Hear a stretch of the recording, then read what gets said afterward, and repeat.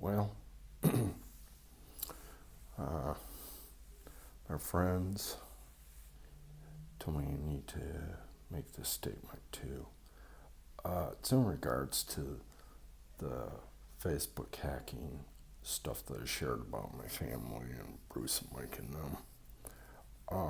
What my attorney doesn't know that Bruce and Mike went to state legislators. They got a quorum of, I think, 6 or 12 people. They passed a law that's called malicious letter writing. That's the other part I forgot to add in with my court case. That's where the state of Michigan and Ingham County hit me. One felony for the threat and one felony for the letter. But here's the thing.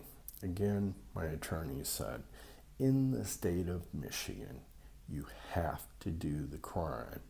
He said in a letter, that's what my attorney told the judge, that he, in return, if Bruce and Mike tried to kill them, he would kill them right back. So that's what all that tit for tat was.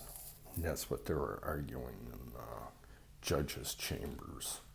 Because my attorney said, look, he went to Meridian Township Police Department first, and they would not arrest Bruce and Mike because they originally made the threat first on the Ingham County letterhead. Secondly, when Meridian Township wouldn't handle it, I called the Ingham County Sheriff's Department. They wouldn't come out. Mind you, you need to understand that Ingham County government is the parent company for the subsidiary of Meridian Township government. So if Ingham County Sheriff's Department won't do it, Meridian Township Police Department won't do it, because if they do, then the county will sanction the township. So when those two wouldn't do their job, I called the state police. That's the department I used to work with. And they said, Andrew, we're not going to handle it. You need to get Meridian or Ingham County as their jurisdiction. I said, well, look, I called them and they won't do it. And they're like, well, we really can't intercede unless it was an actual crime that happened right then and there. Then we could come, but seeing that it's not and it's just a letter, we can't get involved unless we're asked to.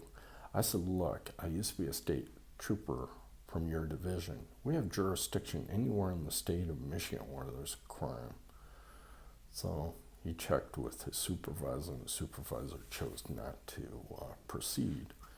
So, like my attorney was stating, that I wrote the letter cross lines.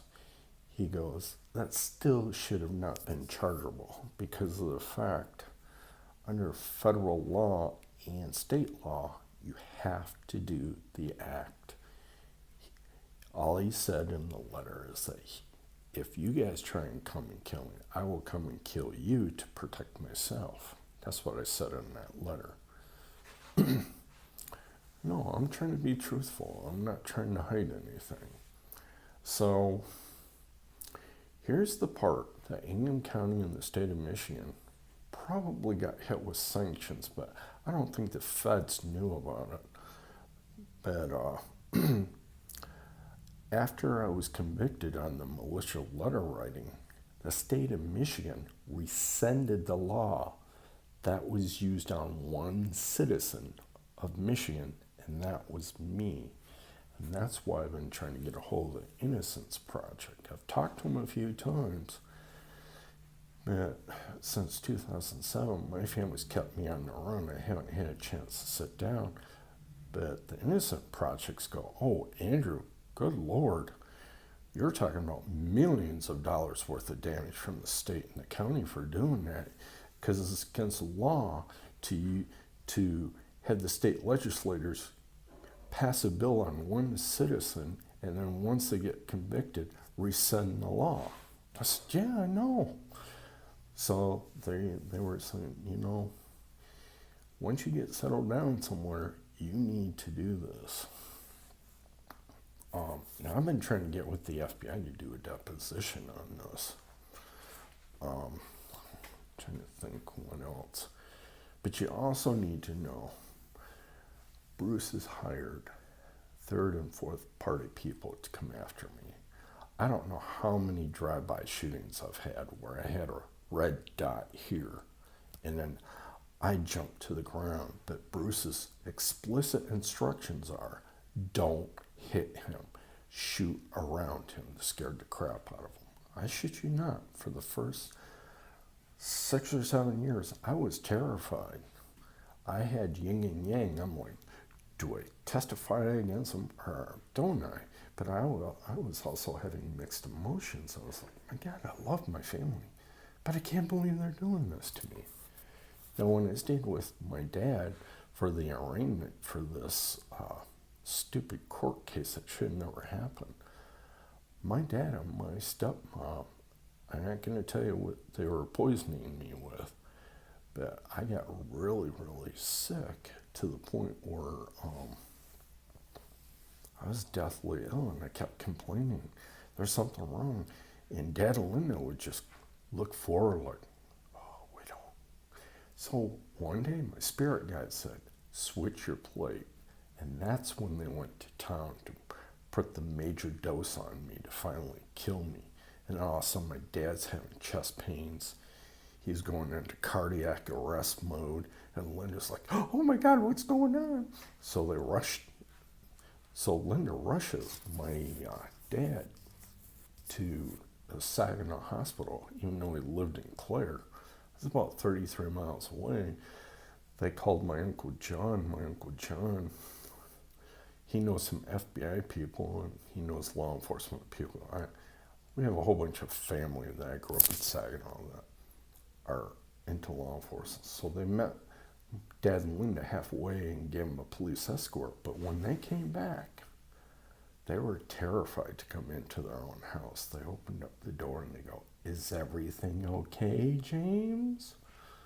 I'm like, what do you think?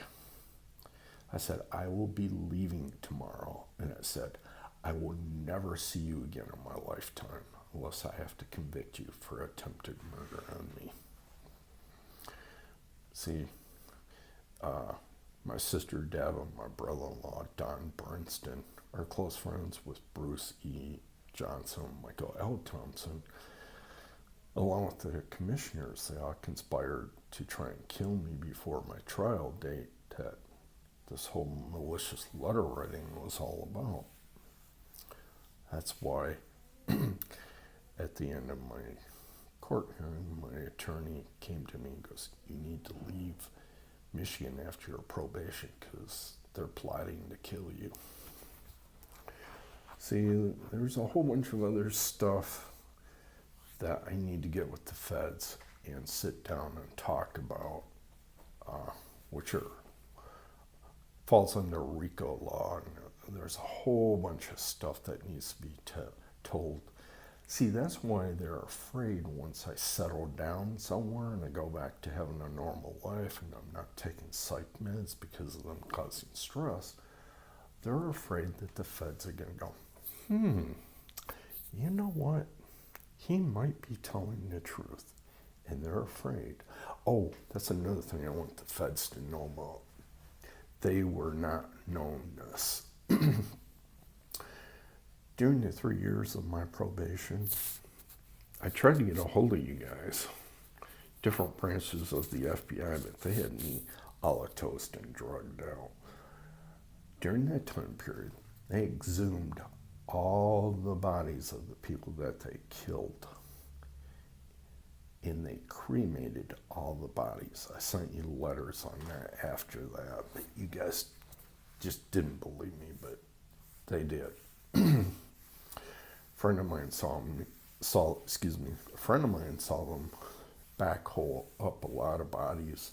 They took them to a crematorium and cremated them because because they shot him with a drug that's untraceable unless you do a certain spectrum of it, looking for it, then you would find it, and then you would know that these people were murdered. That's the same medicines that they used on me 7 times, which killed me successfully in Michigan, but it was the grace of God that gave me my life back. I'm doing this for 2 reasons. 1, I want this as a deposition. 2, I want people to know my story, just in case my family decides to kill me. But since I did that first release of why my Facebook got hacked, they've backed off quite a bit. Trying to think if there's anything else. Oh, no. I had 176 attempts that they tried to kill me. Half with guns, half with knives. I disabled a lot of guys with knives that come up like this, and they use martial arts that they taught me through the Secret Service, and I'd flip them over and I'd take the gun or the knife out of their hand and say, "Who hired you?" "I ain't saying." So I'd sit there and unload the gun, get all the bullets out of the chamber, and then click off all the bullets and throw them all over the place, and then toss the gun and say, "You need to quit doing this. You need to tell Bruce to leave me alone." I'd do the same thing with the person with the knife. They'd have it like this, and I'd flip them around, get it out of their hand within 3 or 4 seconds. I'd take the knife and throw it far away so they couldn't see it. I always made sure no one to get hit by it. And I said, again, you tell Bruce to quit this. Now, mind you, I did have to take some people out, and it was self-defense, because I got the weapon out of their hands within 3 to 5 seconds. I either shot the person or I stabbed them. But again, it was self-defense, and I learned by the 3rd or 4th attack that they did it on me, that they confirmed before I injured them that Bruce sent them. I can't.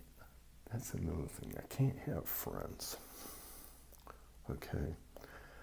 Every time I make friends, there's someone in a pickup truck or a van that does a drive-by. And there's usually a red dot on them and me, and then I have to jump on them and protect them while they're going. And I feel bad because some people couldn't go back to their home. I told them it's not safe, and they'd slap me and punch me. I've made friends with females, and I've made friends with males.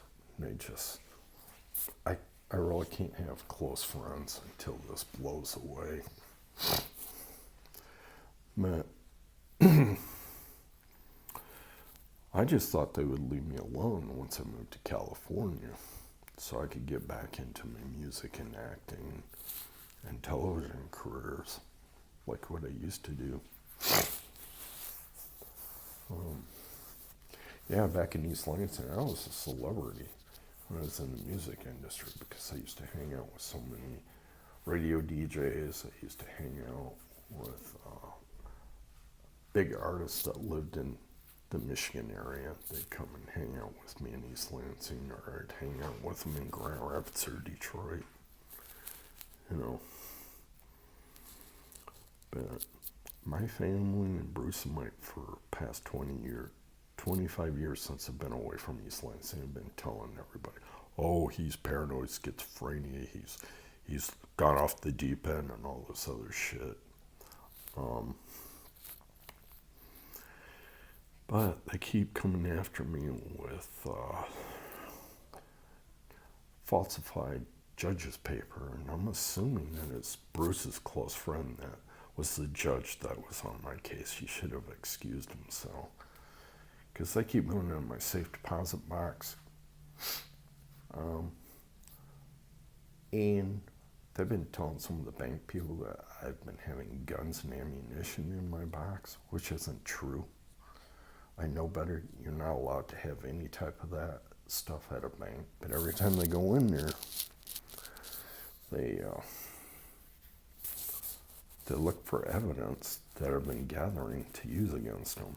I mean, I've done tapes like these before on cameras. They've been on the low disc. And what happens is, oh, and that's another thing. They got like 3 or 4 private detectives on retainer. That's all they've been doing is following me around. Plus, Bruce has been paying gangbangers to follow me around. I had a big altercation in Austin, Texas, where I was nose to nose with a Blood or a Cribs foot soldier. I said, look, I know Bruce paid you to come after me.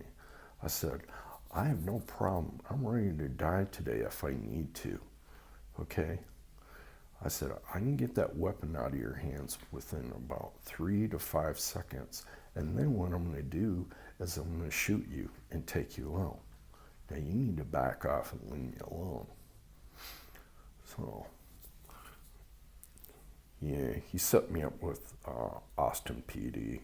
I told him to review the camera because he tried to shank me. And I told the dispatcher, I said, look, if you don't get here, I've been trained by the Secret Service, I will take him out. I'm just sharing this. I'm not trying to scare anybody, okay? So the Austin PD reviewed the tape, and they're like, wow, because the gangbangers all said that they were the victims and I was the perp, and all the people in the homeless shelter were going with them. And I said, go review the tape. And then, before we fought, I said, look, you need to take a look at my jacket before you and I fight. Because I've taken out 6 Marines in 2 minutes and 36 seconds. All I had was a little scratch and a bruise here, but there was blood and guts all over. I said, I have no problem dismembering you. Again, I'm just telling you what the situation is. This is not a threat. I'm sharing. So the next day, he's all by himself. He's like a scared little boy. I said, okay, I'm standing right here. You said last night you wanted to kick my ass and kill me. I said, oh, you don't have your gangbang friends with you. He ran right past me like a scared little boy. I said, look, I'm standing right here. Take me out. He just kept going, you know. Well, that's not the only time.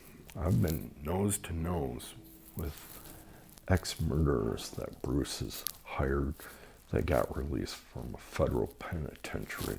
2 other ones, and I kicked their asses too. You know, again, I'm just sharing. I'm not provoking anybody. Because a lot of my friends have been wanting to know what the hell's been going on for 22 or 25 years. I mean, Bruce and Mike, Don, my sister, and all their friends have been telling everybody that I had a nervous breakdown and all this other shit.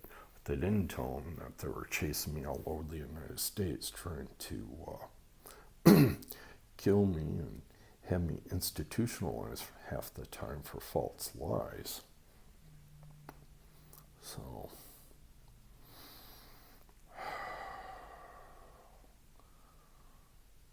see, that's why I'm trying to get my life back. And what y'all need to do is step up to the plate, be responsible, and say, hey, I did all this stuff to Andrew, and I'm sorry, and I want to face my consequences. Bruce and Mike won't, because they're looking at the death penalty. So is Don. Because before it was the Carriage Lane Apartments, it was the Ingham County Care Facility. That's the other thing back then. Bruce, and Mike, and Don were killing senior citizens to steal their money, their worldly possessions like boats, cars. Bruce has even falsified signatures to get power of attorney to take out, clean out people's bank accounts and stuff like that. I mean, there's a whole bunch of stuff. I used to be in Bruce's inner circle of friends. My sister introduced me, and Bruce included me in it.